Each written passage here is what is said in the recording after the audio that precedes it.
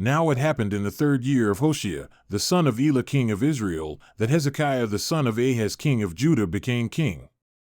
He was 25 years old when he became king, and he reigned 29 years in Jerusalem. And his mother's name was Abi, the daughter of Zechariah. And he did what was right in the sight of Yahweh, according to all that David his father had done. He took away the high places and shattered the sacred pillars and cut down the Asherah. And he broke in pieces the bronze serpent that Moses had made, for until those days the sons of Israel were burning incense to it, and it was called Nehushtan. He trusted in Yahweh, the God of Israel, so that after him there was none like him among all the kings of Judah, nor among those who were before him. So he clung to Yahweh. He did not turn away from following him, but kept his commandments, which Yahweh had commanded Moses. And Yahweh was with him. Wherever he went, he prospered. And he rebelled against the king of Assyria and did not serve him. He struck the Philistines as far as Gaza and its territory, from watchtower to fortified city.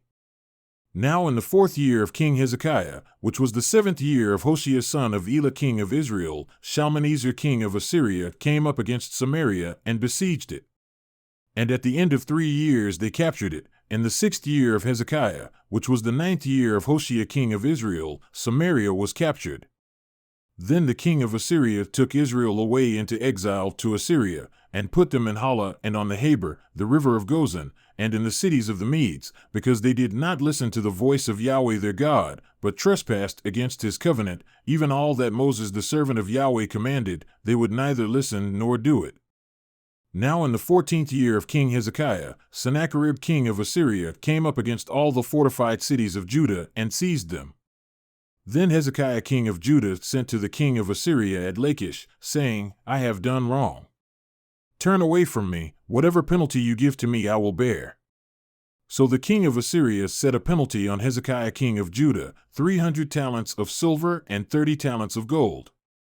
Thus Hezekiah gave him all the silver which was found in the house of Yahweh and in the treasuries of the king's house.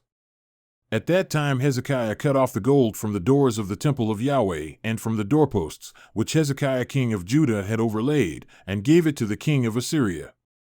Then the king of Assyria sent Tartan and Rabsaris and Rabshakeh from Lachish to King Hezekiah with a heavy military force to Jerusalem. So they went up and came to Jerusalem.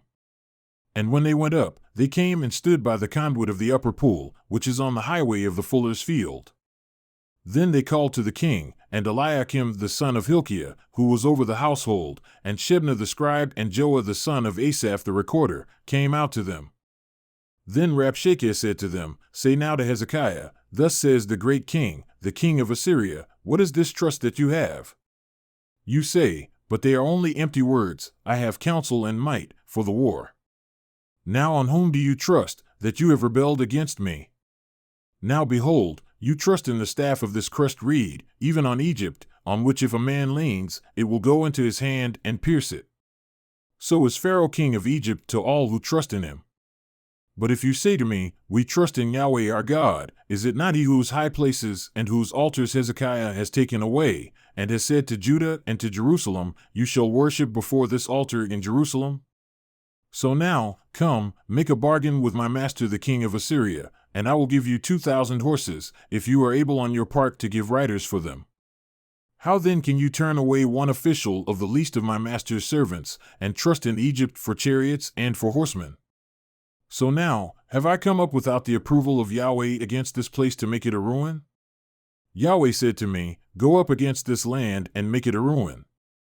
Then Eliakim the son of Hilkiah, and Shebna and Joah, said to Rabshakeh, Speak now to your servants in Aramaic, for we understand it, and do not speak with us in Judean in the hearing of the people who are on the wall. But Rabshakeh said to them, Has my master sent me only to your master and to you to speak these words, and not to the men who sit on the wall doomed to eat their own dung and drink their own urine with you?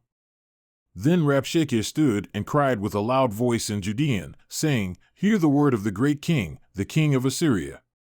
Thus says the king, Do not let Hezekiah deceive you, for he will not be able to deliver you from his hand, and do not let Hezekiah make you trust in Yahweh, saying, Yahweh will surely deliver us, and this city will not be given into the hand of the king of Assyria.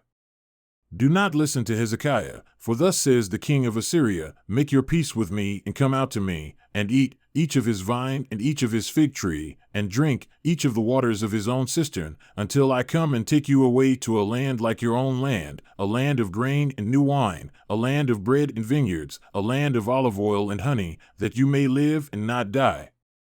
But do not listen to Hezekiah when he misleads you, saying, Yahweh will deliver us. Has any one of the gods of the nations delivered his land from the hand of the king of Assyria? Where are the gods of Hamath and Arpad? Where are the gods of Sepharvaim, Hena, and Ivah? When have they delivered Samaria from my hand? Who among all the gods of the lands have delivered their land from my hand, that Yahweh would deliver Jerusalem from my hand? But the people were silent and answered him not a word, for the king's commandment was, do not answer him. Then Eliakim the son of Hilkiah, who was over the household, and Shebna the scribe and Joah the son of Asaph, the recorder, came to Hezekiah with their clothes torn and told him the words of Rabshakeh,